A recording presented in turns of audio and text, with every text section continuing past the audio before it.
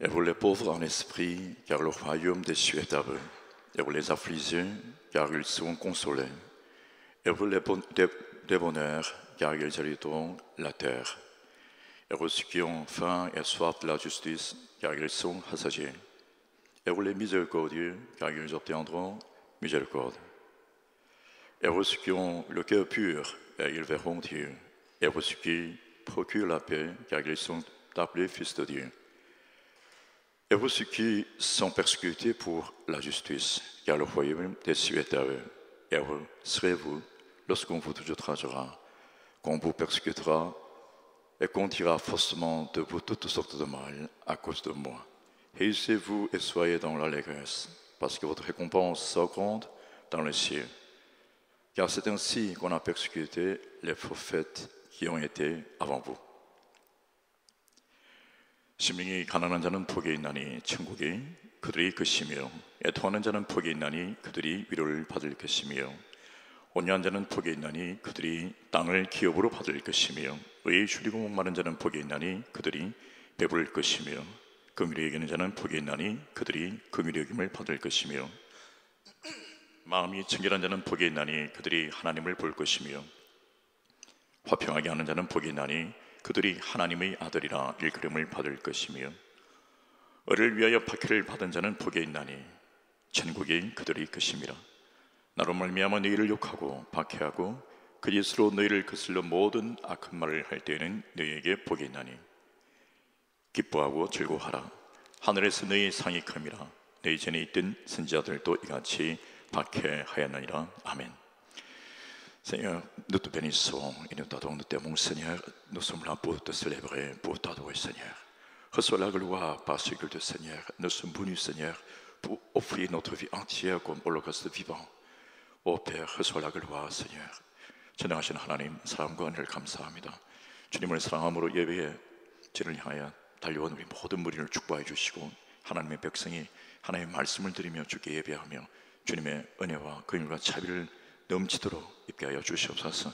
우리가 주님만 의뢰합니다. 상한 자를 위로하여 주시고 지친 자에게 새 힘을 공급하여 주시며 하나님께서 빛이 되셔서 우리가 갈 길을 밝혀 인도해 주시옵소서. 주께만 감사하고 예수님 이름 기도합나이다. 아멘.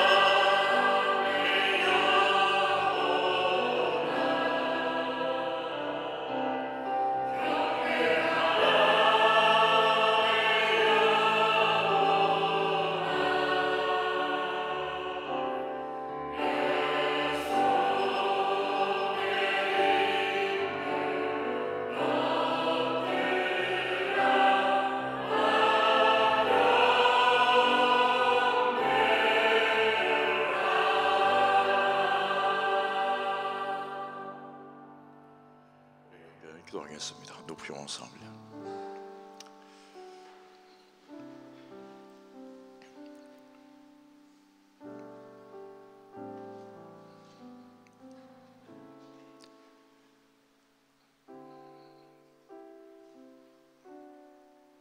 행복하십니까? 행복하십니까? 혹 불행하다고 생각하면 왜 불행하다고 생각하십니까? 무엇 때문에 불행하다고 생각하십니까? 그리고 행복하면 정말 그 한 가지 절대적 가치, 그 한 가지를 이야기하라면 행복한 이유는 무엇입니까? 돈이 없어서, 몸이 아파서, 사람 때문에, 감정 때문에, 어떤 것 때문에 내가 불행하다고 생각하십니까? 그럼 그것만 있으면 행복하겠습니까? 언제까지 행복하겠습니까? 얼마만큼 행복하겠습니까? 그리고 그걸 가진 모든 사람은 진짜 다 행복하다고 합니까? 그리고 당신이 행복하다고 지금 말한다면 그 행복의 이유가 정말 예수 그리스도 맞습니까? 정말 예수 그리스도 때문에 당신이 행복하다 하시면 많은 것이 부족함에도 불구하고 행복하다고 고백할 수밖에 없는 그 이유와 그 비밀과 그 은혜를 당신은 알기 때문에 오늘 예배에 나올 때도 우리는 고통이 설령 있을지라도 우리는 행복자로 남았습니다. 이 행복은 절대 행복이라 모든 것을 초월하고 뛰어넘는 행복이고, 이 행복 때문에 사람들은, 우리의 조상들은, 아니 우리 선배님들은 죽음의 길도 갔습니다.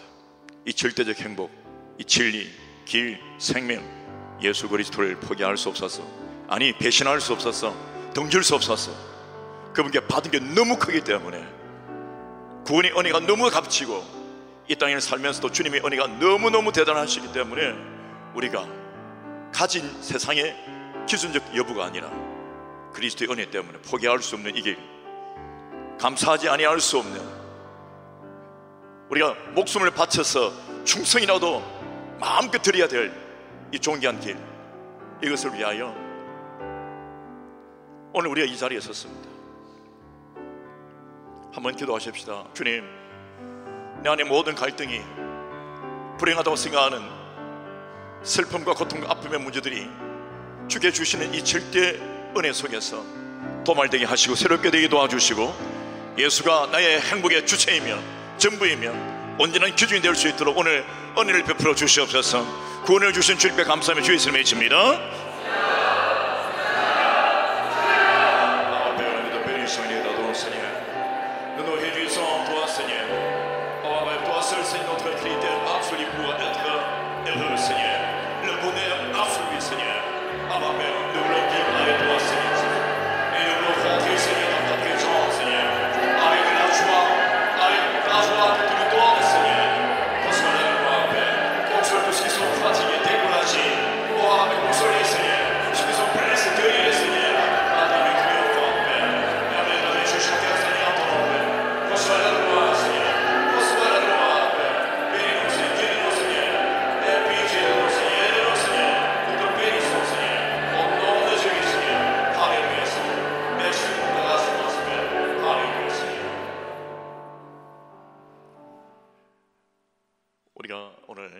긴급한 기도 제목이 있다면 그것을 위해서 기도하겠습니다. 함께하지 못한 형제 자매님들 위해서도, 구원받지 못한 가족과 내 지인들 위해서도 기도하십시다. 그리고 선교지를 향한 영혼들을 위하여 기도하십시다. 하나님이 세우신 교회들, 우리에게 맡겨준 책임이 있는데 우리가 그들을 위하여 기도하십시다. 또 당신의 인생의 미래, 얼마나 당신이 존귀한 줄 모릅니다. 이거는 믿음 여부에 쫓아서 가면 갈수록 당신이 느끼게 될 가변적인 정도가 아니라, 이것은 상승적인 의미로서 가면 갈수록 당신은 당신 인생의 진가를 보게 될 겁니다. 돈도 학위도 명예도 다른 어떤 세상 조건도 아니에요.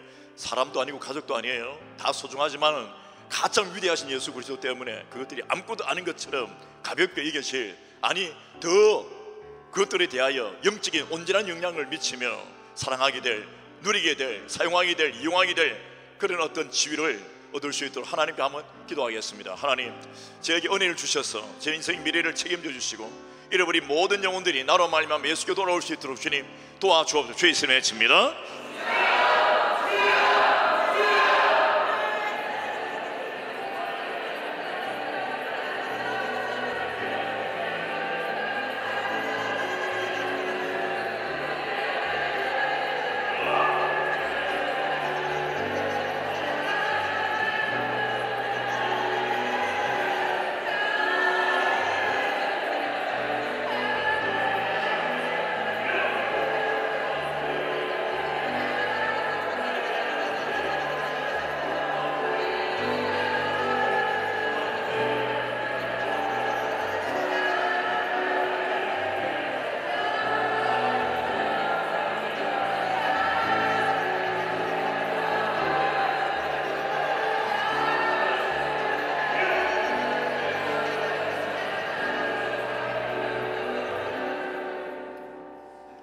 사도신경으로 우리의 신앙을 주께 고백하겠습니다. 전능하사 천지를 만드신 하나님 아버지를 내가 믿사오며 그 외아들 우리 주 예수 그리스도를 믿사오니 이는 성령으로 잉태하사 동령이여 마리아에서 나시고 본디오 빌라도에게 고난을 받아사 십자가에 못 박혀 죽으시고 장사한 지 사흘 만에 죽은 자 가운데서 다시 살아나시며 하늘에로서 전능하신 하나님 우편에 앉아 계시다가 저리로서 산자와 죽은 자를 심판하러 오시리라. 성령을 믿사오며 거룩한 공예와 성도와 서로 교통하는 것과 죄를 사하여 주는 것과 몸이 다시 사는 것과 영원히 사는 것을 믿사옵나이다. 아멘. 저는 여러분들과 함께 이 부흥, 변화, 성장, 부흥이라고 하는 주제로 오늘도 여러분과 함께 말씀을 나누겠습니다.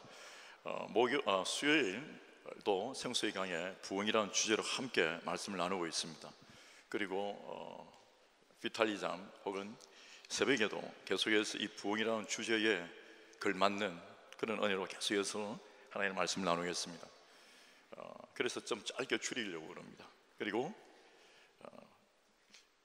오늘 예배 말씀의 분량이 좀 많습니다만 시간이 좀 제약적이죠. 왜냐하면 우리가 나누는 이 말씀은 우리 릴 프랑스인 교회 오늘 아침 예배 때도 말씀을 나눈 동일 주제인데 오늘 우리 회중에게 맞게끔 어느 정도 이렇게 수준이 되었을 뿐입니다. 그리고 오늘 이 1부 예배가 끝나고 나면 그 다음 2부 예배, 청년들 예배는 시간이 또 깁니다. 그리고 그 다음 4부죠.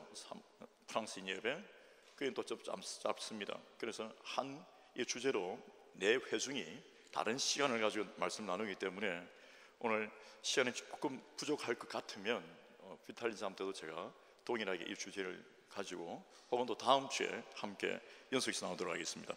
오늘 나누실 본문은 크게는 세 부분입니다.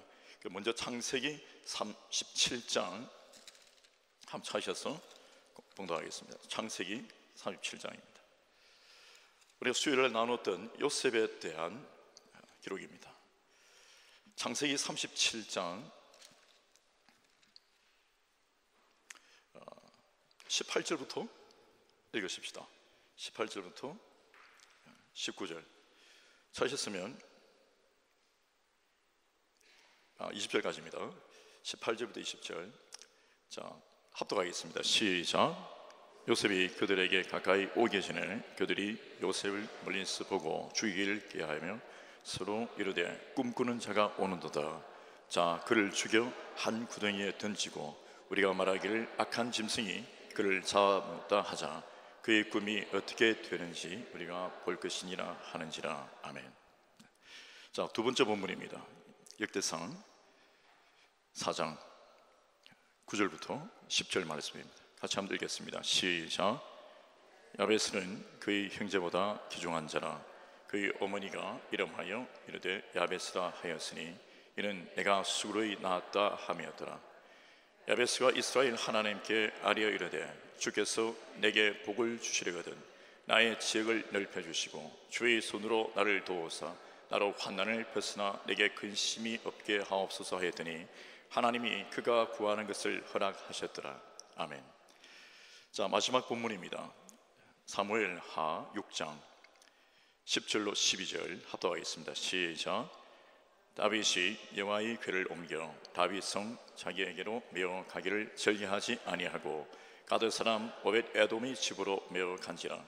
여호와의 궤가 가드 사람 오벳 에돔의 집에 석 달 있었는데 여호와께서 오벳 에돔과 그의 온 집에 복을 주시니 어떤 사람이 다윗 왕에게 아뢰어 이르되 여호와께서 하나님의 궤로 말미암아 오벳 에돔의 집과 그의 모든 소유에 복을 주시다 한지라.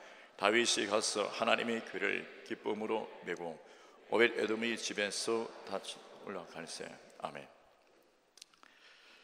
제목 같이 한번 읽겠습니다. 시작.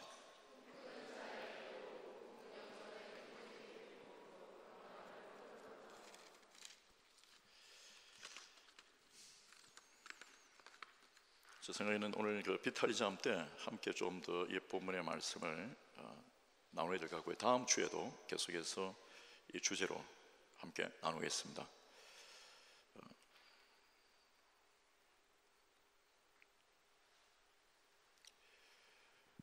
요셉은 기록적 인물입니다. 부흥의 이야기를 하러 가면 요셉을 이야기하지 않을 수 없습니다. 그가 살아있는 복음 메시지였죠. 즉 예수 그리스도를 상징하는 그런 표본이기도 합니다.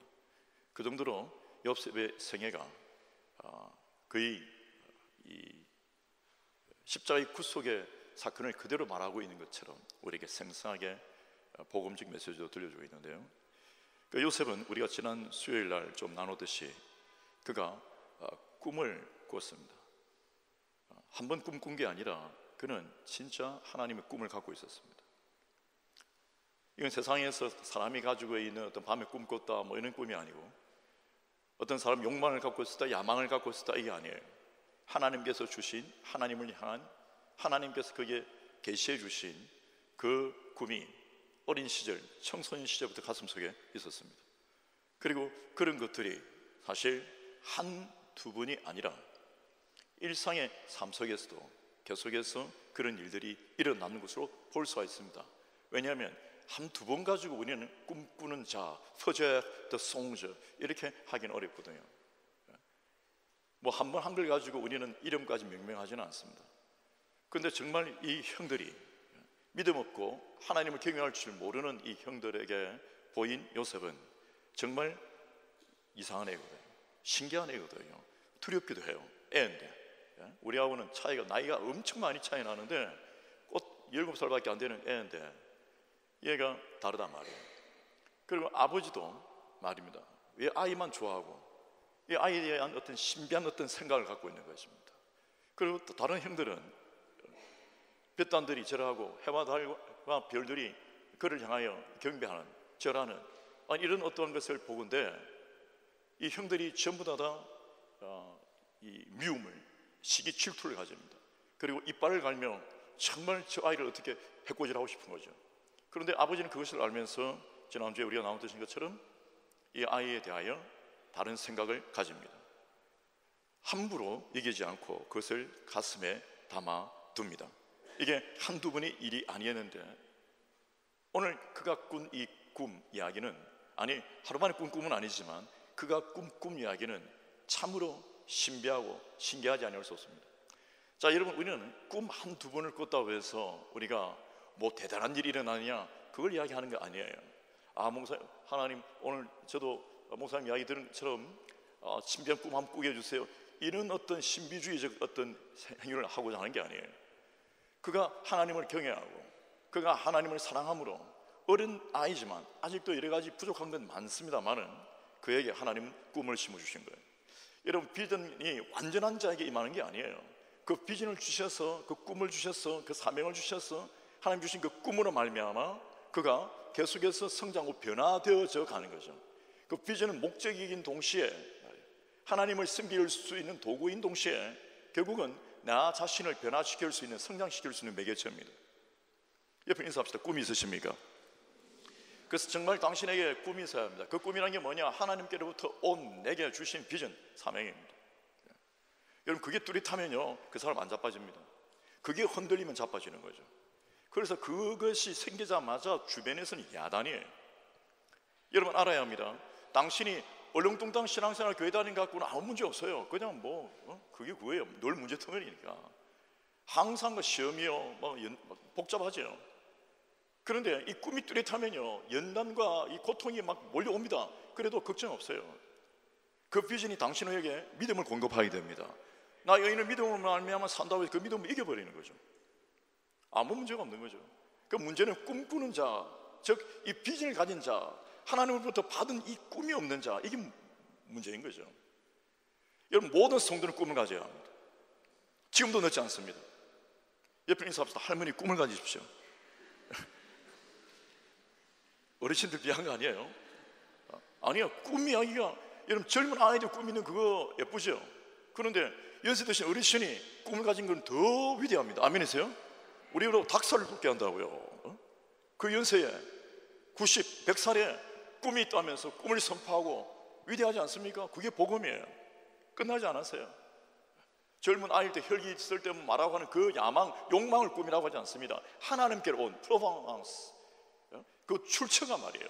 그 기원이 하나님이시다 말이죠. 그리고 그 모든 실제가 나의 신앙을 성장시키며 하나님께로 가까이 가고 이 세상에 맞서와 싸울 수 있는 힘, 그게 이 꿈에 있는 거죠. 그 꿈꾸는 자는요 안 죽어요. 그 꿈이 성취되기까지는 절대 죽지 않습니다. 아멘이십니다. 그래서 오늘 이 꿈을 품고 있었던 요셉, 그 요셉에게 형제들이 달려들죠. 작당을 했습니다. 이들이 먼저 꽁불로 나오죠. 음모로 꾸밉니다. 그들이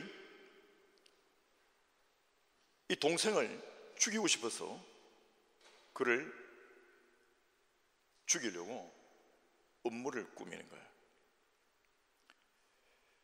여러분, 비전과 꿈, 사명 이런 게 있으면요 그냥 안 넘어갑니다. 첫 단계가 공격을 받게 돼요. 공격을. 캠프 때 은혜 받고 예배 때 은혜 크게 받고 이러면 첫 단계가 그냥 쑥 풀리는 거 아니에요. 이제 공격을 받습니다. 주변 사람들이 뭘 해요? 가까운 부모님으로부터, 가족으로부터, 남편, 아내 혹은 주변 사람들, 내 아는 직장인 사람들이 자꾸 뭘 해요? 너 미쳤냐? 하나님 어디 있냐? 이런 것부터 시작해서 이상한 데 빠진 거 아니냐? 그러합니다. 근데 중요한 건 누구의 삶이 이상한가를 봐야 돼요. 그 기준이 세상 기준이면 안 되고 성경의 기준에 대한. 아멘이십니까? 원래 그런 거예요. 그래서 이 단계를 통과해야 돼요. 이 단계 통과. 여러분, 우리는 요셉의 부흥에 대해서 압니다. 그는 사실 이렇게 팔려갔어. 아니요, 팔리기 전에 웅둥이 시다된 엄청 깊은 곳에, 팔레스타인 지역 그 엄청 우물 같은 깊잖아요. 그 깊은 곳에 처박힌 거죠. 그런데 마침 죽지 않았어요. 물이 없었기 때문에. 떨어져서 그냥 깨져야 되는데 어쨌든 그건 죽지 않았어요. 하나님이 함께 하시는 거죠. 이제 하나님의 작업이, 하나님의 손길이, 하나님의 간섭하심이 시작됩니다. 하나님의 손길을 믿으시길 바랍니다. 여러분, 하나님 안에 있으면 괜찮아요. 하나님 안에 있으면 괜찮습니다. 아무리 아프고 절망지고 죽었다 싶어도요 두려워하지 마세요. 하나님 안에 있으면 괜찮아요. 안 죽어요. 그리고 첩병이 됩니다. 첩병, 지름길. 다른 어떤 하나님께서 이 길을 여셔서 빨리 가게 하기 위하여 그 방법을 세세만 하기 때문에 꼭 그렇게 하시는 것이 있어요. 우리는 다 몰라요. 그러나 지나보면 깨달죠. 하나님 그렇게 하십니다. 부흥의 길이, 여러분 성장의 길이, 성숙의 길이, 성화의 길이 그냥 예수 믿고 툭 모든 게 쫙 되는 줄 압니까? 그렇지 않아요. 그래서 믿음의 위인들의 스토리를 우리가 보면 한 사람이라도 그냥 지나가는 격이 없어요. 하나님 안에서 그가 하나님 앞에 어떠한 모습으로 진행해가고 성장해가는가, 여러분 이것이 관건입니다. 오늘 요셉은 비전과 이 꿈꾸는 자의 이제 삶을 사는 거예요. 비전 받았다 왜 안 되느냐 하루아침에 이런 게 아니라 비전 받았기 때문에 가야 될 길을 가죠. 옆에 인사합시다. 길을 가십시다. 두려워하지 마시고, 공격도 없고 아무것도 없다 그러면 아무것도 아닌 것일 가능성이 많아요. 아무것도 없다, 그냥 축축 막 그냥 간다, 그거 위험한 거예요. 무슨 영광이 있겠어요? 여러분, 이 영적인 것은 살아있는 실제입니다. 영은 살아있는 실제예요. 사람은 속여도 영은요 속이기 어려워요. 이 영적인 세계는 복잡합니다. 그렇지 않아요. 눈으로 보는 게 다가 아닙니다. 사람이 감정하고 다릅니다. 느낌, 육감 이런 거하고 달라요. 여러분, 영감으로 바라보고 영감을 가지고 가는 이 세계는 아주 정확합니다. 그래서 말씀을 듣고 그렇게 선포하고 하는 일은 정확성이 있기 때문에 그러는 거죠. 저는 여러분들이 영적인 민감성이 있기를 바랍니다. 이 과정을 통과하면서 이제 요셉은 더욱더 그런 사람이 됩니다. 옛날에는 꿈 해몽 이야기는 없었어요. 그런데 나중에 그는 이제 꿈꾸는 자일 뿐 아니라 모든 꿈에 대하여, 그가 모든 미래에 대하여, 혹은 심지어는 본인하고 상관없는 타자 혹은 나라, 국군, 국가의 운명에 대해서도 그가 눈이 열립니다. 그리고 하나님이 은사로 그에게 베풀어 주십니다. 그의 길이 어렵었어요. 쉬운 거 아니었습니다. 죽을 고비 넘겼죠. 노예로 팔렸죠. 그리고 또 업무를 당해서 누명을 쓰고 감옥으로 뛰어들어가죠. 방법이 없잖아요. 거기에서 죽을 고생을 합니다. 답답합니다. 그런데 여러분, 이 부흥하는 자들의 특징, 제가 오늘 새 텍스트를 읽었는데 여러분과 나누기를 원하는데, 이 새 텍스트에 기록하고 있는 이 세 사람, 조금 이따 읽겠지만 이 요셉이라는 인물과 야베스라는 인물과 오벳 에돔이라고 하는 이 인물은 세 명이 참 다른 인물입니다. 다른 시대. 그런데도 불구하고 오늘 우리는 이 세 명의 믿음의 선배들을 통해서 부흥이 무엇인가, 어떤 경우에 어떤 차원에서 어떻게 부흥이 임하는가, 이 영적 원리를 계속해서 나누기를 원하는 거예요. 그 공통점을 보면 배울 게 있습니다. 아주 중요한 영적 원리가 있는 것이죠. 첫째는 연단, 고통, 이 첫 단계가 바로 그런 거예요. 그러고 난 다음에 두 번째는 뭐냐, 그들이 가지고 있는 고유한 특성이 있는데 그 누구도 불평을 하지 않습니다. 이게 뭡니까? 이런 게 없어요. 여러분, 좀 일하는 거 하고요, 부흥을 일으키는 자, 지속적인 자의 특징이 바로 이겁니다. 불평이 없어요. 원망이 없단 말이에요. 저 때려치웁니다. 안 합니다. 하나님 뭡니까? 어디 계십니까? 처음에 시작은 좋아요. 비전 사명 했어요. 조금 가면요, 다 저 좋은 단어가 기억 안 나는데 뽀록납니다. 뽀록. 그래요. 근데 비전으로 정말 하나님 안에서 이 살아있는 믿음을 갖고 가면서 생성되어 가는 사람들은요, 끝까지 가죠. 찬양, 찬송이 계속 일어납니다. 감사함이 있는 거죠. 아무리 심한 역경이 있더라도 감사함이 있습니다. 여러분, 하나님의 그 부흥 스토리를 갖고 있는 사람들, 살아있는 스토리가 있는 사람들은요, 절대 원망하지 않습니다. 저는 여러분들이 만약에 실수라도 원망했다면 오늘 그 원망의 이야기들 다 걷어내시길 축원합니다. 하나님께 원망하는 거 아닙니다. 하나님께 불평하는 거 아닙니다. 이스라엘 백성들이 광야에서 그렇게 된 이유가 뭐냐면 가장 나쁜 게 뭐냐? 원망이에요. 왜? 불신은 원망을 나타내는 거예요. 원망으로 나타나는 거예요. 그 원망이라는 것은 하나의 성질도 패턴도 하나의 아이디어도 아니고 감정도 아니라 그것은 불신입니다. 뿌리 깊은 악이에요. 원망하고 망합니다. 어떻게 감히 하나님께 원망을 합니까? 사실은 누구 탓이에요? 내 탓 아닙니까? 사실은 누구 잘못이에요? 내 잘못 아닙니까? 궁극적으로 빈약하고 연약하고 아무것도 아닌 내가, 죄악스러움 때문에 영원히 죽어야 될 내가 구원받은 것도 하나님 은혜요. 하나님의 손길로 여기까지 걸어가는 것도 하나님 은혜인데 누굴 원망한다는 겁니까? 객관적으로 생각해 보세요. 합리적으로 생각해 보세요. 왜 하나님께 원망합니까? 하나님께 뭘 잘못했습니까? 당신에게? 여러분, 하나님께 감사만 하는 겁니다. 왜 아멘 안 하세요? 하나님께 감사만 하는 거예요. 그래서 원망하는 사람들이 주변에 있으면요, 원망하는 사람들이 그 원망을 배우면 안 됩니다. 오염되면 안 됩니다. 몇몇 모르는 다른 어떤 이 생각을 갖고 있는 그리스도인들은 아니, 기도할 때 하나님께 원망도 하고 불평도 하고 하는 희한한 걸 가르쳐요. 성경에 어디에 그렇게 있습니까? 그들이 원망했다고, 그들이 약한 점 때문에, 연약함 때문에 간혹 그런 인물들도 등장해요. 그래서 결국은 어떻게 됩니까? 그들이 무슨 성의가 있어요?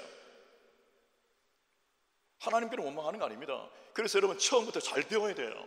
처음부터 절대 하나님께 원망하는 모습을 보이지 않기를 축원합니다. 그래야지 이제 믿음 생활을 하는 사람들도, 우리 자녀들도, 다음 세대들도요, 아름다운 걸 배워요. 그래야 그들이 강해집니다.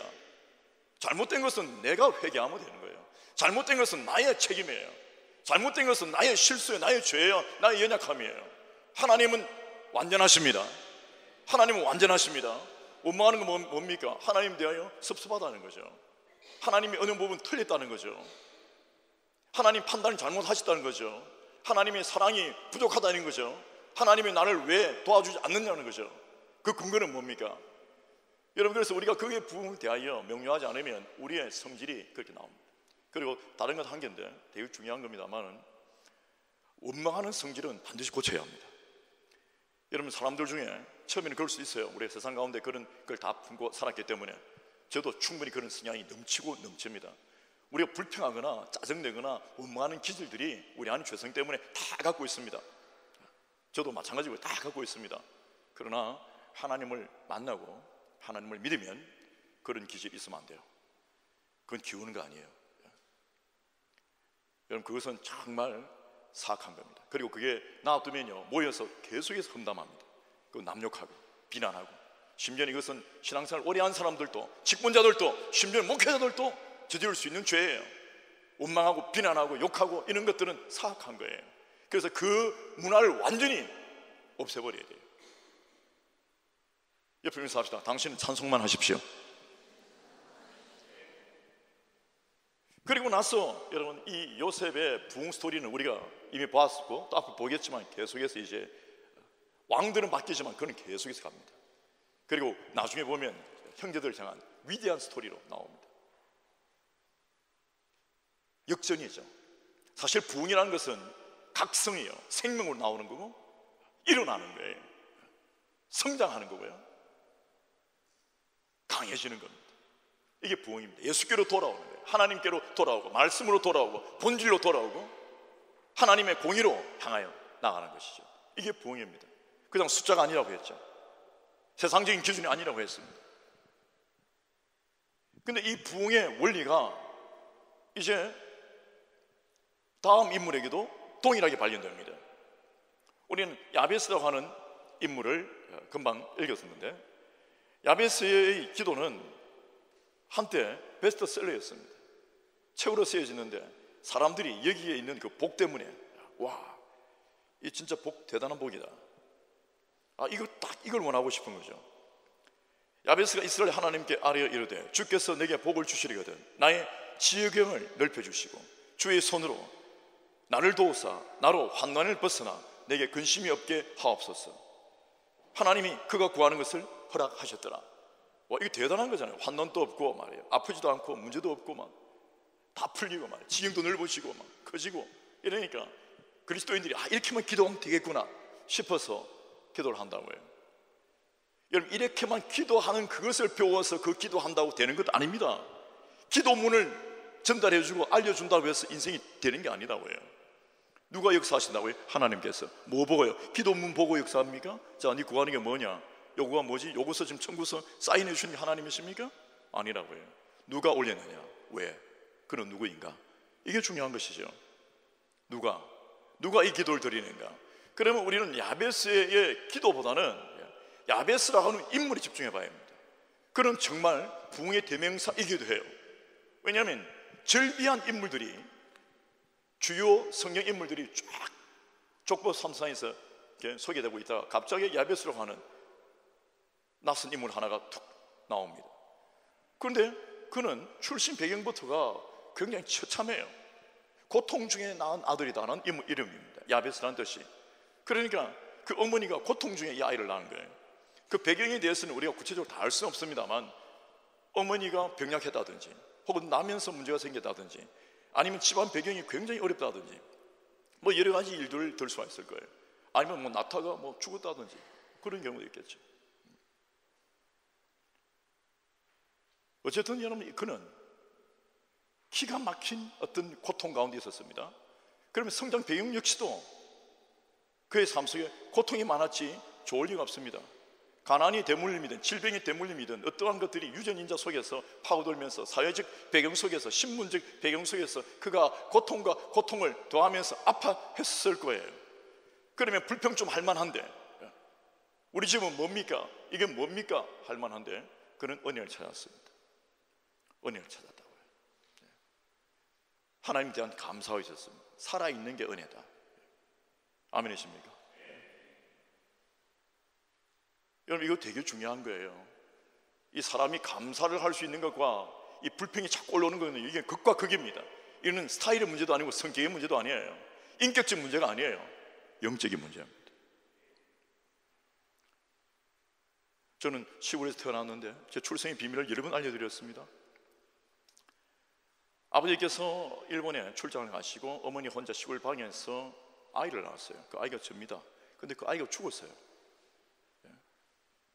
마침 아버지가 돌아오셨습니다.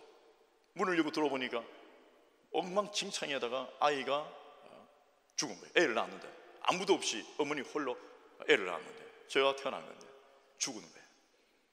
그래서 아버지가 때리고요, 거꾸로 해갖고 막 후 불고 말이에요. 공도 아닌데 들었다 놨다 막 흔들고 해갖고 제가 깨어난 거죠. 살아난 거예요. 그리고 나서 계속 자는 거예요. 23시간 하루에. 그게 20살까지 그리 됐어요. 계속 자는 거예요. 병원에 데리고 왔는데 어머니가 몇 분 병원 데리고 와도 의사 선생님은 아이는 정상이다, 모든 게 잠만 잔다. 그죠? 근데 여러분, 그 이야기를 제가 나중에 듣는데 그냥 감사한 거예요. 아버지에게 충성, 뭐 다른 게 다 필요 없어요. 아버지에게 충성. 아버지 잘 못 봐도 되고 아버지가 제게 아무것도 안 해줘도 돼요. 그냥 충성해요. 그냥 고마워요. 그때 찰나에 내가 죽을 뻔했는데 그때 살려주셨단 말이죠. 생각만 하면 그 생각이 드는 거예요. 제가 본 거 아니에요. 기억 안 납니다. 어머니 이야기 듣고. 자, 여러분, 오늘 우리는요, 인간적으로 사람이 육체의 생명을 얻어도 고맙잖아요. 그런데 영적으로 완전히 죽은 내가, 엉망진창인 내가 예수로 말미암아 살았단 말이에요. 영원한 생명을 얻었단 말이죠. 십자가 사건 난 못 봤어요. 성경이 증언해 주시고 성도들이, 믿는 자들이 믿음으로 고백하면서 내게 돌리는 거예요. 뭡니까? 죽어야 될 내가 감사하니까 충성하는 거죠. 이건 영원한 생명이에요. 영원히 죽을 것을. 어차피 이 육체는 죽는데 제가. 그런데 어릴 때 내가 살한 걸로 말미암아 감사하잖아요. 한 번도 내가 이 마음속에 그런 불평이 없단 말이죠. 하나님께 감사한 거죠. 할렐루야. 그래서 여러분, 예수를 믿는 이것은요, 환경에서 이상을 바라보는 거죠. 이상. 하나님이 주신 이 저 천국을 바라보고 우리의 영원한 고향이잖아요. 이 야베스라는 인물은 하나님을 경외하고 하나님 가까이 나왔습니다. 그래서 그는 다른 형제들하고, 형제는 뭡니까? 같은 집안적 배경을 어느 정도 공유했어요. 그가 독특하게 더 고통 가운데 나왔는지 모르고 그가 고통 가운데 사는지 모르겠지만 부분적으로 다른 형제들과 함께 공유한 환경이 있단 말이에요. 그런데 다른 형제들과 비교해서 이 사람은 달랐다, 탁월했다. 같은 상황, 같은 사건을 통과할 때도 어떤 성도들은 막 난리예요. 세상적으로, 육체적으로. 어떤 사람들은 영적으로 견고하게 서서 하나님께 나아가고 그가 하나님 안에서 자기 희생을 합니다. 그리고 믿음으로 순종하는 거죠. 그러면 여러분, 하나님의 영광이 거기 머무는 것입니다. 그래서 실제 여러분, 야베스라는 인물은 사실 아무것도 아닌 인물인데 인생이 부흥을 맞이합니다. 그 사건이 그냥 좀 도와주셨다, 축복하셨다 이 정도가 아니에요. 너무 대단한 복을 받았는데, 어마어마한 세상적인 영역 플러스 영적인 것까지 받았는데 사람들 인정하지 아니할 수 없는 정도까지 받은 거죠. 저는 여러분들이 야베스가 받은 것 때문에 거기에 초점을 기울이지 마시고 야베스의 신분과 상황과 처지와 배경 속에서도 믿음을 잃지 않고 주님 앞에 충성스러웠던, 존귀함이 있었던 야베스의 신앙에 초점이 있기를 축원합니다. 여기서 여러분, 우리는 부흥의 하나의 메시지를 들을 수 있는데, 부흥은 요셉, 아브라함, 모세, 다윗 뭐 이런 인물들로만 부흥의 이야기가 가지 않습니다. 어떤 사람은 태어나서 원래 모든 게 다 열악해요. 저는 아프리카에서 많이 봅니다. 종족 마을에 예수를 믿으려고 하는데 공부도 전혀 안 했고 몸도 엉망이고 그 배경에서 그 동네를 떠날 수도 없어요. 그 동네는 원래 가난해요. 아무리 하더라도 그게 그거예요. 근데 그게 예수를 믿고 그들이 기대하는 게 뭘까요? 그러게 그 속에서 하나님 주실 수 있는 게 뭘까요? 어떤 사람 정말 이제 이게 안 되는 거예요. 그런 상황일 수도 있잖아요. 너무 열악하고 어떤 부분에서 부족한 어떤 상태에, 그러면 그들도 모세가 되어야 되고 그들도 동일하게 아브라함처럼 막 그 어떤 일을 해내며 뭐 그렇게 할 수 있을까요? 실제적으로는 아니에요. 다 모세가 될 수 없고 다 아브라함이 될 수 없어요. 그러나 야베스처럼 부흥을 일으킬 수는 있습니다. 즉 하나님은 이런 사람에게서도 그의 한 축복 때문에, 그 특별히 한 일은 없어요. 눈에 보이게, 역사적으로 우리가 보기에. 그러나 그 삶 자체가 부흥이다 말이죠. 아멘이십니까? 하나님을 경외하고 수많은 사람들이 그를 기뻐하고 그를 인정하며 하나님이 살아계시면 그의 삶을 통하여 영광을 돌리는 거죠. 왜? 그 입에 말이 감사가 나오는 거죠. 존귀함이 나오는 거죠. 불만이 아니라. 그리고 그의 삶이 달랐단 말이에요. 여러분, 이건 매우 중요한 이야기입니다. 저는 여러분들이 야베스의 복이 임하기를 축원합니다. 야베스의 복이 임하기를 축원합니다. 그래서 당신이 지경이 넓어지는 거죠. 그 정말 하찮은 삶, 어떻게 보면 그 비통한 삶, 아무것도 아닌 것 같은데, 저는 봤습니다. 여러분, 자 보십시오. 제 가슴 속에 토고의 목사님 한 말씀 드렸지 않습니까? 연세가 많아요. 불어도 못합니다. 그리고 정말 시골에서 진짜 농사 같은 거 지어요. 학교도 한 번도 가본 적이 없습니다. 신학교를 졸업했습니다. 신학은 중요합니다. 신학교를 졸업했습니다. 불어로 통역해갖고 어렵게 옆에서 이렇게 해줬고, 자기 딸인 여자 대학생 성도가 도와줬어요. 아빠 이렇게 하라고 통역해주고 말. 졸업식 때, 어느 졸업식 때요, 그 아버지가 참석했는데 그 딸이 저한테 그러더라고요. 목사님, 왜 우리 현지 종족 말로는 못 가르칩니까? 우리 아버지는 주님을 사랑하는데 불의를 하기 때문에 학교를 갈 수가 없는데, 근데 사실 그 여건이 행정적으로 맞지도 않고 이 불의를 안 하니 기본 소양이 없기 때문에, 학력이 전혀 없기 때문에 뭘 이렇게 한다는 게 어렵단 말이죠. 그런데 그녀의 이야기가, 그 딸의 이야기가 뭐냐면, 우리 아버지는 하나님을 사랑하고 지혜가 있고 명철이 있고 신앙이 다르다는 거죠. 그래서 제가 알았습니다. 그래서 그분 때문에 그 수업을 열어줬습니다. 그런데 그분이 졸업과 동시에, 아니 졸업하기 전부터 이미 돌풍을 일으키는 거죠. 할렐루야. 제 가슴 속에 지금 그는 굉장히 중요한 인물입니다. 그분은 제 가슴 속에 지금 제 이 가슴 속에 매우 소중한 인물이에요. 저는 정확한 그의 나이도 모릅니다. 그의 성도 제가 정확하게 다 적을 수는 없어요. 이름, 아프리카 이름 성이라서. 그러나 그 눈빛을 잊을 수 없어요. 목회자들 모임이 다 있는데 수많은 사람들이 있습니다. 공부 안 한 게, 못한 게 뭐 전부 다는 거 아니에요. 그러나 하나님의 부흥의 역사는 그런 기준 없이 다 역사하신다 이거죠. 영을 쫓았어, 믿음을 쫓았어. 차별이 없단 말이죠. 세상적 신분, 배경, 지식에 차별이 없이 하나님의 역사는 간단 말이에요. 그래서 베드로가 그런 사역하는 거 아니에요? 그분의 눈빛이 달라요. 그분의 입이 달라요. 행동이 달라요. 태도가 다릅니다. 보면 막 성령이 그냥 함께 계세요. 할렐루야. 그러니까 이미 하나님을 영화롭게 하는 거죠. 그분 자체가 하나님을 영화롭게 하는 거죠. 저는 여러분이 그런 은혜가 있기를 바랍니다. 그리고 오늘 우리는 세 번째 인물, 오벳 에돔이라는 인물입니다.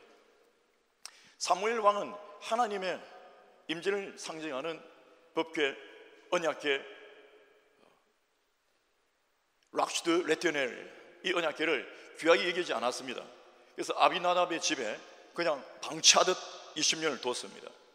그리고 다윗이 이제 왕이 되면서 그는 하나님께 대하여 민감하기 때문에, 하나님을 사랑하기 때문에 정말 그는 하나님의 법궤 먼저 예루살렘으로 옮겨오기를 원했습니다. 근데 이제 문제는 뭐냐면, 수많은 사람들, 약 3만 명의 백성들이 모이고 주요한 사람들 다 모였습니다.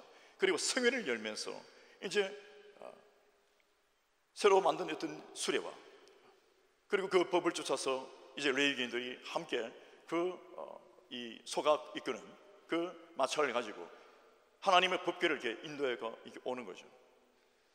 그런데 문제는 이 타작마당에서요, 갑자기 이 소가 퍽 뛰는 거죠. 쏟딜 하는 겁니다. 그러면서 하나님의 법궤가 이 소가 이끄는 마차에서, 소차죠, 떨어지려고 하는 거죠. 그걸 아비나다바의 아들입니다. 잡았어요. 바로 죽어버립니다. 적사해버립니다. 이것은 성경에서 아주 희한 일입니다. 그래서 다윗이 분노합니다. 어떻게 그거 잡았다고 죽냐 말이야, 죽이냐 말이야. 그래서 막 자기가 그것에 대하여 두려움을 가집니다. 자, 여러분 보십시다. 이제 다윗이 왕이 되고 하나님을 사모해서 모든 사람들이 이 법궤를 중심으로, 하나님 임재하심을 중심으로 하나님을 섬기며 하나님께 온전한 질서를 잡아가고자 준비했는데, 제일 먼저 지금 마음에 걸린 사람이 누구냐? 다윗입니다. 어려운 일이 발생했습니다. 어떻게 그러면 떨어지는 하나님 법궤를 그대로 두냐 말이에요. 이게 뭘 의미하는가 하면요, 사람이 한번 실수하고 있는 게 아니에요. 그것은 하나님의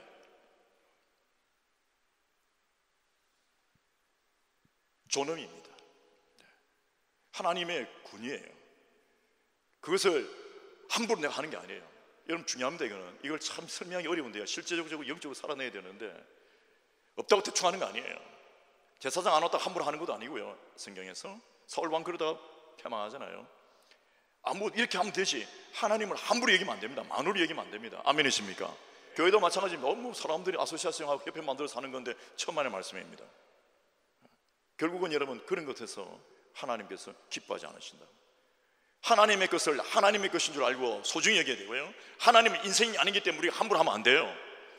하나님이 아무리 사랑이 많으시고, 아무리 하나님께서 긍휼과 자비가 많으시고 오래 기다리시면 참으시더라도, 아무리 우리 보고 친구라고 가깝게 여기시더라도 우리는 하나님께 그렇게 하면 안 돼요. 아멘이십니까? 죄송합니다. 저 오해 없이 들으시길 바랍니다. 아버지께도 함부로 하면 안 됩니다. 아멘이십니까? 제가 아버지라고 그런 게 하는 건 아니에요. 그런 거 좀 있지만 그렇게 하는 게 아니에요. 아무리 아버지가 가깝게 하고 하더라도 아버지는 아버지예요. 어머니는 어머니고, 할머니는 할머니고, 어르신은 어르신이고, 아무리 이 시대가 포스트 모던이라도요, 어르신은 어르신이에요. 아멘이십니까? 뭐 띠또아야 하고 너 나 이렇게 하는 것은 망한다고 하면 안 되지만 망할 법해요. 말도 잘 안 되네. 지킬 것은 지켜야 합니다. 아멘이십니까? 그 권위입니다. 하나님을 잘 믿는다는 것은 그런 권위를 인정하는 거예요. 하나님을 잘 믿는다는 것은 권위를 인정하는 거예요. 아부하는 거 아니에요. 권위를 인정하는 거예요. 그게 하나님이십니다. 아멘이십니까? 자, 그런데 보십시다. 이런 상황에서 다윗은 겁을 먹습니다. 왜? 옛날에 5만 70명이 하나님의 법궤를 잘못 따라가고 그냥 다 죽었거든요. 5만 명이에요. 그 기억이 나는 거예요. 그래서 벨세스에 무너진 완전 그 기억이 있어서, 야, 죽겠다. 다른 사람 전부 다 두려움이 엄습했습니다. 어떻게 할 것인가? 그때 레위인인 오벳에돔이 제 집에 모셔도 될까요? 그 왕이 다윗이 그렇게 하나죠. 잘됐다. 그런데 다윗의 마음속에는 생각이 많아요. 저 사람 죽을 텐데 죽으면 어쩌지? 이런 생각. 그 나는 뭔가? 이런 생각. 이게 현실적인 생각이에요. 그런데 영적으로는 그는 뭔가 도대체 누구냐? 옆에 있는 사람한테 끼에스 누구냐 말이에요. 누구냐 말이에요. 새끼 누구냐 말이에요. 도대체. 아니, 이런 상황에 모든 사람들이 다 두려워하는데 다윗은 어떤 사람이었습니까? 이스라엘 전부 다가 골리앗을 향하여 두려움으로 쩔쩔쩔 매고 있을 때 소년인 다윗이 딱 나타나서 망군이 여호와 입으로 나오느라 하고 모든 걸 바치며 갔던 그 소년이었어요. 용맹하면 자기도 절대 되지 않는데, 그런데 오늘 이 하나님에 대하여 그가 신뢰가, 하나님에 대하여 그의 생각이, 오늘 이 환경을 참상을 보고 그가, 보십시다. 여러분, 하나님의 것을 인정하고요, 하나님 이를 인정하면 두렵지 않습니다. 그런데 하나님에 대하여 그가 분노가 치미는 거예요. 무슨 말인지 알겠죠? 어떤 상황을 보고 인정하면 돼요. 받아들이면 아멘 하면 되는데 그것을 가지고 자기가 다른 생각을 품고 막 이렇게 하면요, 그게 두려움이 되고 문제가 됩니다. 그는 자기 스스로도 하나님의 법궤인데 얼마나 존귀하며 얼마나 중요합니까? 그런데 하나님의 법궤인데 이걸 가까이 할 수가 없는 거예요. 두려우니까, 무서운 거예요. 죽을까 봐. 그런데 이 오벳 에돔이라는 사람은 집에 모시고 부흥회하는 거예요. 할렐루야, 부흥회하는 거예요. 계속해서 기도하고, 왜? 하나님의 이 성전에 모셨을 때를 성막에 모실 때 어떻게 합니까? 등 켜고 기도하고 막 계속해서 살아있는 예배를 드리는 거죠. 그래서 그 집 온 식구들이 조심 하고 경건하게 하나님께 예배하면서, 아니 이름도 없는 인물이 말이에요, 정말 아무런 중요하지도 않은 인물이 어느 날 덜컥 결정적 역사적 순간에, 아주 중요한 순간에, 왕도 다윗도 어떻게 할 수 없는 순간에 나타나서 자처합니다. 제가 하겠습니다. 왜? 거룩하거든요. 왜? 믿음이 있거든요. 왜? 하나님을 경외하거든요. 왜? 그동안 그리 살아왔거든요. 얼떨결이 아니에요. 지금 그동안 그리 살아왔어요. 그러니까 온 집의 식구들 중에 한 명도 죽지 않았고, 오히려 어떤 일이 생겼냐면 그가 3개월 동안 모십니다. 3개월도 자기가 나 3개월만 하겠습니다 아니었어요. 다윗이 나중에 방해했죠. 3개월 동안 모시고 있었습니다. 주야로 온통, 그냥 3개월이 아니죠, 그죠? 온 인생을 다 부었습니다. 이게 웬 영광입니까? 내 주제에 말이에요. 그래서 여러분, 그 아프리카의 그런 목사님, 아까 말씀드렸던 예배직이죠, 이런 분들은요 그냥 고맙대요. 그냥 감사하다고, 그냥 이 살아있는 게 감사한 거고. 할렐루야. 내 주제에 목사가 되네. 저도 마찬가지입니다. 내 주제에 그때 죽었어야 되는데, 저는 끝난 건데 하나님이 그냥 살려주신 거 아니에요. 절묘하지 않습니까? 저 죽었어요. 숨 안 쉬기 때문에 터는 거지, 숨 쉬고 있는 아이를 때립니까 아버지가? 태어나자마자? 아니잖아요. 죽었다는 거죠. 그때 아버지를 생각합니다. 와, 그때 어땠을까? 내 아버지는 그때 어떤 모습이었을까? 어떤 생각이었을까? 그때 떨리면 무엇일까? 나도 아버지인데 생각해 보는 거죠. 여러분, 예수 그리스도께서 나를 구속하셨다, 이거는 큰 거예요. 십자가에서 그 고통을 생각해 보는 거예요. 정말 주님이 은혜가 무엇인지를 생각해 보는 거예요. 그래서 은혜를 받으면 받을수록, 가면 갈수록 이게 강해지는 거지, 한때 좋다고 끝나는 것은 신앙이 아닙니다. 모르는 사람들이 그 한때 그래요. 감정으로 잠깐 은혜의 맛만 보면 한때입니다. 영원하지 않은 것은 은혜가 아닙니다. 저는 여러분들이 영원한 은혜에 참여하기를 바랍니다. 예수 믿고 끝까지 은혜 가운데 거하며, 실수하고 잘못했으면 돌아오는 거예요. 회개하고 다시 은혜 가운데 거하며, 그것이 나의 삶의 기준이 되는 거죠. 목표가 되는 거예요. 그런데 문제는, 중요한 것은, 기이한 것은, 이상한 일은, 놀라운 일은, 희한한 일이 발생했습니다. 이 집에 복이 막 넘쳤는데, 영적인 복 플러스 그거는 뭐 기본이고, 눈에 보이는 것, 나타나는 현상, 이런 것들이 나타나는데, 이 동네 사람들이, 주변 사람들이 막 입이 막 말하기 시작하는 거예요. 오벳 에돔 집에 복이 임했다. 3개월 만에 눈에 보일 만한, 좀 복 받으면 사람들 말도 안 해요. 긴가민가하기 때문에 그냥 들이부어 버렸어요. 모든 것 하나님께서 부어버렸어요. 여러분, 다윗보다 더 중요한 어떠한 영역에서 뭔가 일어난 거죠. 하나님께서 가만히 계시겠어요? 너무너무 소중한 거예요. 이거는 뭐 보물 중에 보물이, 이런 성도가 어디 있어요? 이런 존귀한 자가 어디 있어요? 다들 죽음을 두려워하고 다들 꺼려하는 상황에서, 심지어는 다윗마저도 두려움에 사로잡혀갖고요, 쩔쩔매고 있는 상황에서 3만 명이 쩔쩔매고 있는데 이 사람 혼자 말이에요. 여러분, 정말 중요한 영적 위기 때 이 교회의 부흥에 모터가 되는 사람들이 있어요. 불길이 되는 사람들이 있습니다. 그때 본인이 헌신하죠. 근데 그는 아무나 하는 게 아니에요. 그는 달라요. 다르지 않으면 쇼 못합니다. 그는 달라요. 옆에 있는 사람, 당신은 다르십니다. 다르죠. 성결을 위해서도 다른 거예요. 아프리카 성경을 보면 달라요. 그런 사람들이 있어요. 참 감사합니다. 그 사람 때문에 새로운 역사가 쓰여지는 거죠. 근데 하나님 가만히 계시겠어요? 그냥 부어버리는 거예요. 할렐루야. 하나님은 부으십니다. 그런데 다윗은 나중에 그 소식을 신하로부터 듣고 나서 이상한 행동을 취합니다. 가서 법궤 내가 가져가겠다는 것이죠. 이제 됐다. 왜? 그 복을 내 건데 내가 받아야 되겠다. 우리는 보고 다윗이 미울지도 몰라요. 야비하다, 왕이라고 다가 할지 모르겠지만 이런 다윗 측면에서는 그겁니다. 하나님의 진노가 풀리셨다라는 것도 그의 하나의 메시지일 수도 있고요, 또 본인이 하나님에 대하여 잘못 판단하고 그가 실수한 것에 대한 회개가 일어나고, 또 하나는 왕으로서 당연히 해야 될 그 직무에 대하여 그는 매우 심한 이 부끄러움이 임했습니다. 회개한 마음.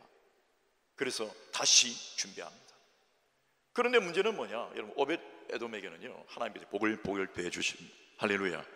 그 이후의 역사 기록은 다음에 우리 한번 살펴보겠습니다만은 하나님은 멈추지 않습니다. 자, 그럼 여러분, 우리 부흥의 요소들을 봐야 합니다. 요셉이라고 해서 어떤 신분적 이스라엘의 아들이라고 해서, 야곱의 아들이라고 해서 신분적 배경 때문에 그만 복 주시느냐? 그럼 야베스는요? 예?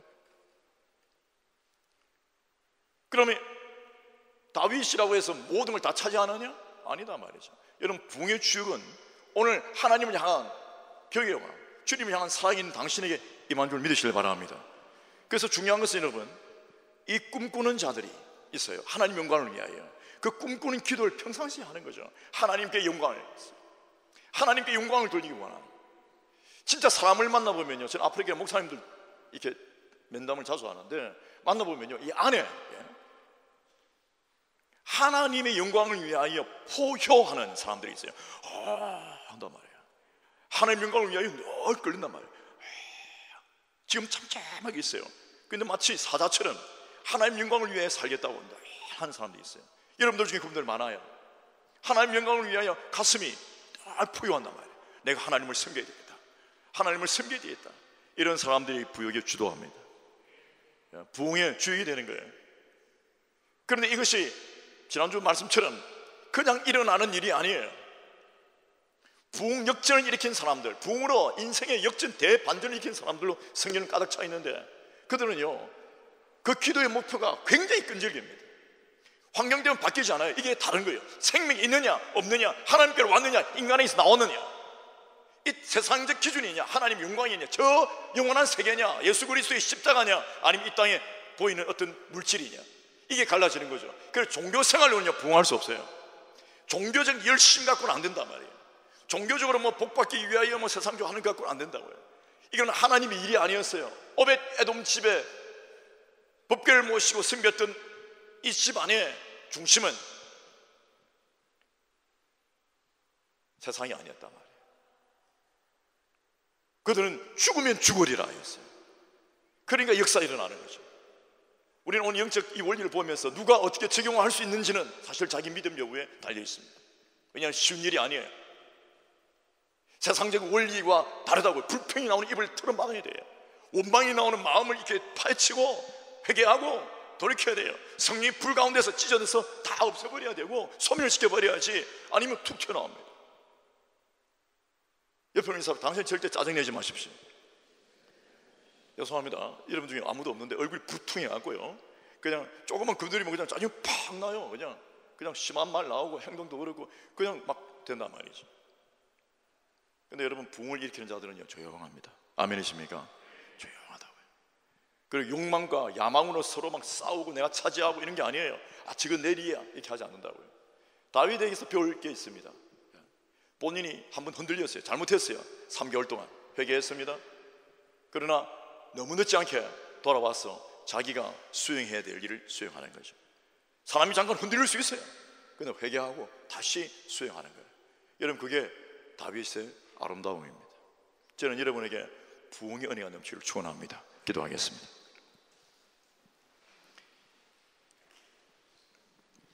하나님 영광을 위하여 이 가슴 속에 사자의 심장처럼 포효하는 어르렁거리는 부흥을 갈망하는 인물들이 있습니다. 그들은 어느 곳에서 조용히 신분적으로 너무너무 미약하지만 아프리카 골짜기에서도 부흥이 일어나고, 이 부흥이 복이죠. 샹젤리에 꼭 있어야 됩니까? 서울 강남에 있어야 됩니까? 맨하탄에 있어야 됩니까? 루브르에서 일어납니까? 장소 중요하지 않아요. 환경도 외모도 중요하지 않아요. 그 심장입니다. 하나님은 심장을 보시니까, 중심을 보시니까, 하나님, 그러면 중심 보셨죠? 됐죠? 그게 합당합니까? 생일인데 내 마음은 알지? 스물 받은 걸 하자. 여러분, 받는 사람이 그래야 되죠. 아, 내가 안다, 받은 걸 하자, 이렇게 하는 것이, 주는 사람이 안 주면서 말로 그렇게 하는 건 아니라고요. 하나님께 드려야 될 것을 드리지 않은 채, 하나님은 중심을 보는 분이니까. 어디서 많이 들었지 않습니까? 달란트 비울 때 한 달란트 숨겨놓고요. 그럼 빈명 이상한 소리 하는 거 아니죠. 지금 무슨 말씀인가 하면, 부흥은 입으로만 일어나는 게 아니에요. 결국 가장 중요할 때 행동을 보여야 합니다. 오벳 에돔처럼 가장 중요할 때, 당신 일상의 삶 속에 그랬던 사람이 그걸 감당할 수 있어요. 아무나 그냥 나 할래요 한다고 되는 게 아니에요. 준비하시길 바랍니다. 오늘 기도하십시다. 하나님, 제 가슴 속에 영광을 포효하는 마음을 주시옵소서. 하나님의 영광을 위해 기도하며 으르렁거리며, 표현은 좀 그렇습니다만은 이울로 마음 하는 것이, 휘지스 마음 하는 것이, 하나님이여, 제가 주님의 영광을 위해 살겠습니다. 주 예수님의 외칩니다.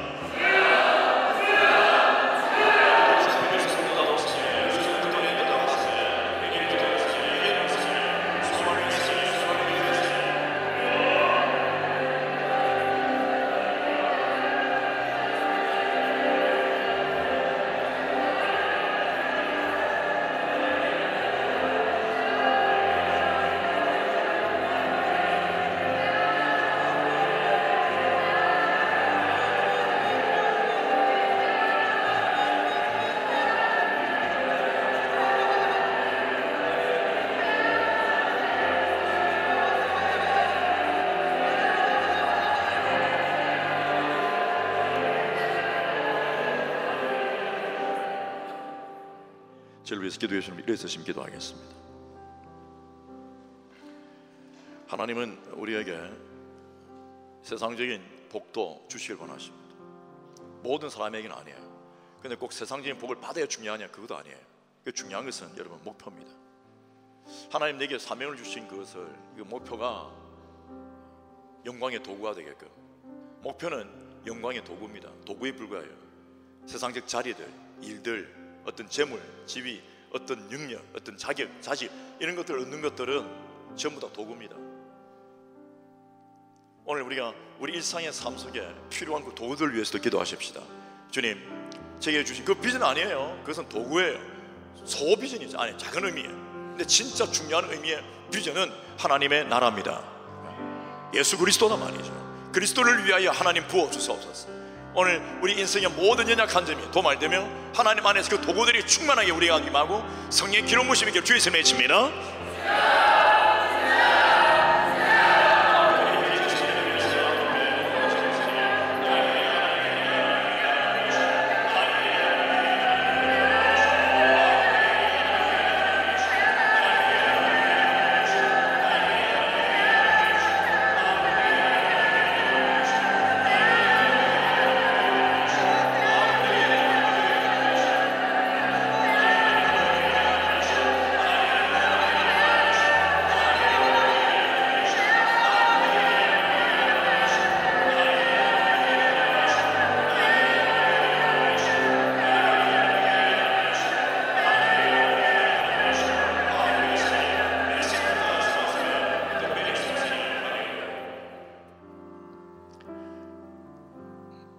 우리 2분만 묵상하겠습니다. 당신은 꿈꾸는 자이십니까? 당신의 부흥 역전을 일으킬 그 기도, 아니 그 끈질긴 목표는 무엇입니까? 그 목표를 향하여 하나님께 영광 돌리려고 당신이 심장이 포효하고 있습니까? 그냥 쭉 이끌어가면서